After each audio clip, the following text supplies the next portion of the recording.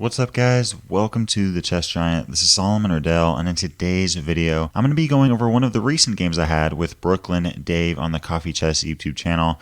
If you guys haven't heard of Coffee Chess, it's one of the best chess channels out there in my personal opinion. It's a group of about 10 to 12 guys that come together, talk some chess, have some fun, and play some speed chess. And in this game I was playing against none other than Brooklyn Dave, who started off the game with e4. Now guys, I have to admit that this game is far from a masterpiece on my end, but hopefully you guys will be able to learn from both my good moves and my bad moves. Here I played c5 with the Sicilian defense, and now Brooklyn Dave continued with knight c3, his pet Grand Prix attack, and I now continued with knight c6, followed by g6 and fianchettoing the bishop on g7. By fianchettoing the bishop and by playing knight c6, this is the main line against the Grand Prix attack, in which both pieces really put some pressure on that square on d4. And now, against bishop b5, attacking my knight on c6, I played knight d4, centralizing the knight, which is supported by the bishop on g7, and also attacking that bishop on b5. Now here in this position, Brooklyn Dave wisely didn't want to lose the bishop, so he played at bishop c4, putting some pressure on this f7 pawn. And guys, usually in this position, I play the move d6, but after reviewing this game, I found that e6 is actually a pretty interesting option against this main line. I was worried about the move e5, with the idea of knight e4, and knight to d6 with check. But right now I could play the somewhat weird looking move knight h6 with the idea of soon playing, well, whenever white plays knight e4, playing knight takes f3 with check, and then playing knight f5, defending the square on d6 and also attacking that square on d4. I'm soon going to play d5 with the pawn, and I actually think that black has a better game here. But guys, I didn't play e6 because I was worried about e5. Next time I play against Brooklyn Dave, I'll probably go with e6. But here in this game, I played the move d6, which isn't a bad move. And now after d3, we see a6, followed by the move bishop e6. Now guys, bishop e6 is a very off-key move. And if I had to do it again, I would probably play a move like bishop to g4, attacking the knight on f3. I didn't play bishop g4 because I was really concerned about the move bishop takes f7 with a check, and then knight g5.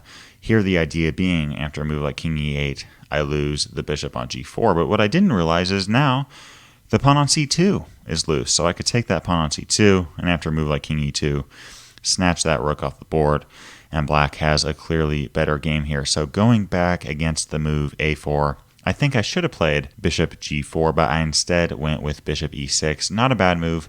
Basically looking to trade off the light squared bishop. This bishop on c4 is very strong, attacking the f7 pawn, so I wanted to trade down.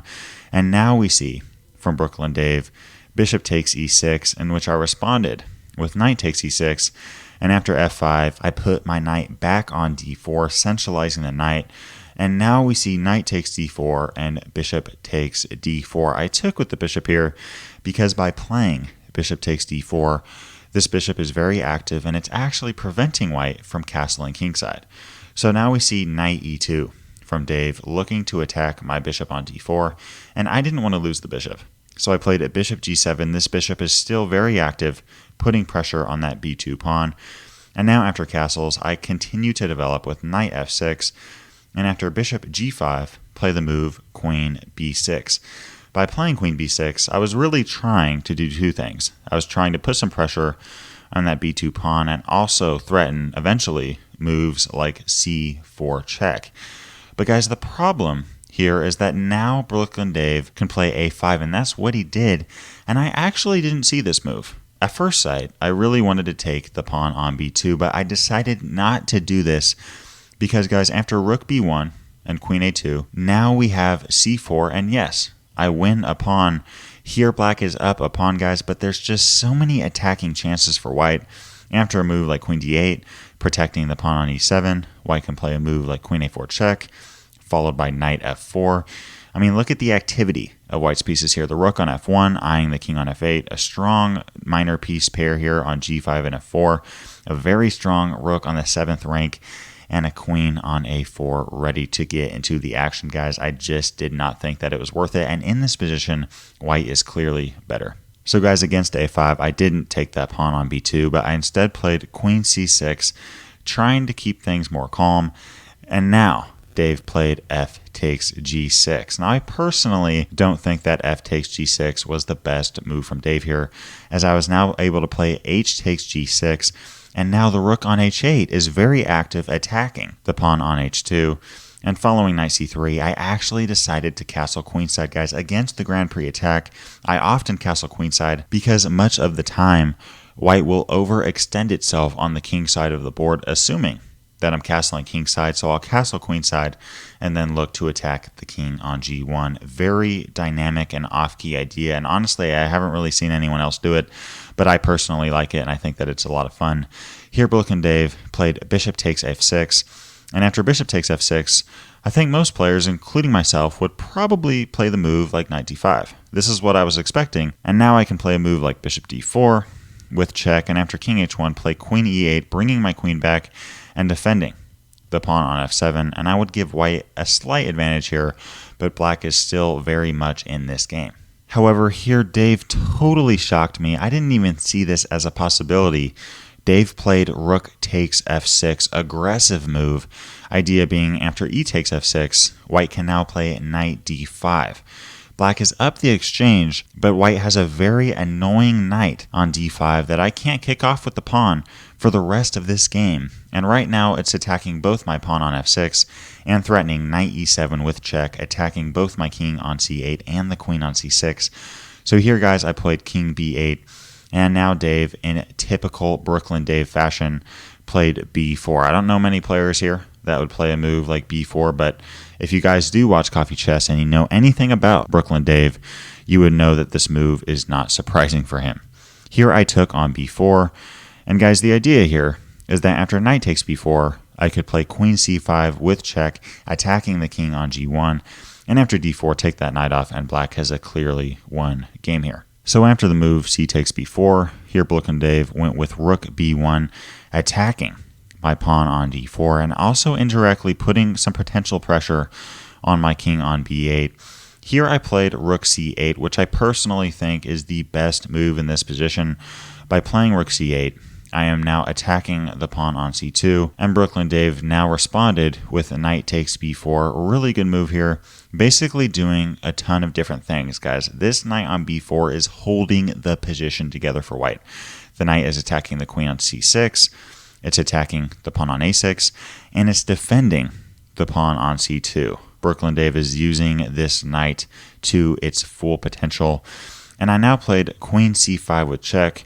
And following d4, I quickly played queen takes a5. I was in major time trouble, and queen takes a5 just seemed like the most logical move. I mean, after playing queen takes a5, I'm now not just up an exchange, but I'm also up a pawn. But guys, I think that queen takes a5 isn't a bad move, but the much easier win would have been queen h5. I did not see this until the Coffee Chess YouTube channel was posted and Brian went over the game analysis. But by playing queen h5, I'm threatening a trade with the queen on d1, in which I would be a pawn and an exchange up in the endgame, but I'm also attacking the pawn on h2. Here, Brooklyn Dave wouldn't really have much choice but to take my queen on h5, and against queen takes h5, I can now take with the rook, attacking both the pawn on a5 and the pawn on c2. And it's just going to be really hard for white to hold this position together.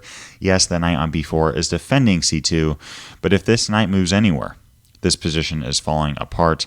And if not, I can take on a5, play rook b5, start to push on the queen side of the board, and black has a clearly won game there. So guys, I didn't go for the simple win with queen h5, but I instead got greedy, and I took the pawn on a5. And here, guys, against queen f3, again, I was in time trouble. I probably had around a minute left on the clock, maybe 40 seconds. I was definitely in trouble in terms of time management, and I was really worried about Brooklyn Dave playing queen takes f6. Now with queen takes f6, the queen would be attacking the pawn on f7. It would be attacking the pawn on d6. I just really didn't want to allow this to happen, so I now played the move f5. Now, before we go over why f5 is so terrible, Let's go over what I should have done in this position. I think if I had to do it again, I would have played the move rook h5, a very flexible, creative move. And really the idea is that if queen takes f6 is played, I could now play rook b5, putting pressure on that knight on b4 with both the rook and the queen. I also have a very active rook on c8, and black is clearly winning this game. But yet again, guys, I missed a win with rook h5, and I instead went with the move f5. Now, guys, this was a absolutely terrible idea because after e takes f5, well, I could have took with the g-pawn, but my idea here was to play the move queen takes f5. And guys, by doing this, I now gave Brooklyn Dave a chance for me to get daved, and he now played knight takes a6. I totally blundered this position away, and after knight takes x6, I can't take the knight because the rook would be attacking my king on b8. So I played the move king a7, and now after queen takes b7 with checkmate, I somehow managed to lose this game. But I definitely don't want to act like it was all my fault. I mean, Brooklyn Dave really did hang in there in this game. He created a lot of threats, and also his trash talk can be a little intimidating at times. He really didn't have great attacking chances, but I was so worried about the attack that I ended up giving him the win. If you'd like to see me actually play a good game against Novice Noah, click the video to the left.